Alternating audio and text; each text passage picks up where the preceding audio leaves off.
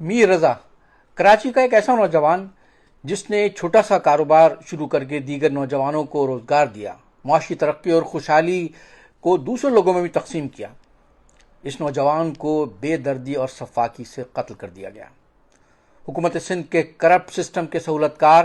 کچھ پولیس افسران نے اس نوجوان کو انصاف فراہم کرنے کے بجائے خودکشی قرار دینے کی، اس کو ثابت کرنے کی کوشش کی۔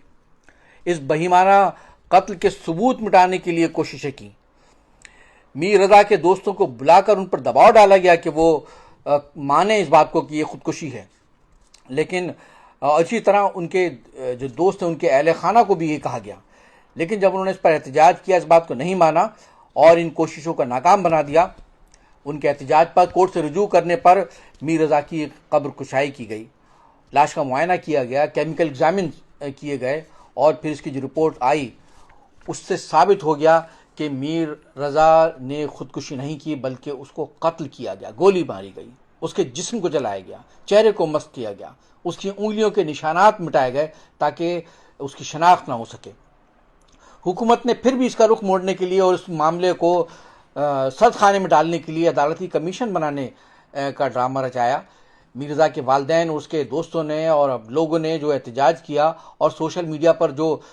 طوفان اٹھا تو اس سے یہ کوشش بھی ناکام ہو گئی۔ ساری چیزیں، سارے ثبوت سے یہ ثابت ہو گیا کہ میر رضا کا قتل ہوا ہے، شفاقانہ قتل ہوا ہے،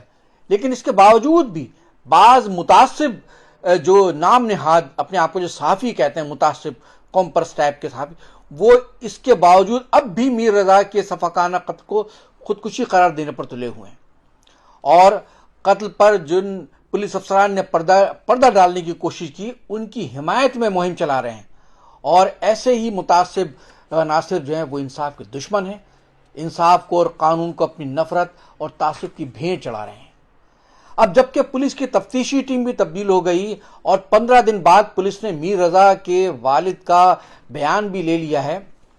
تو اب ایک مرتبہ پھر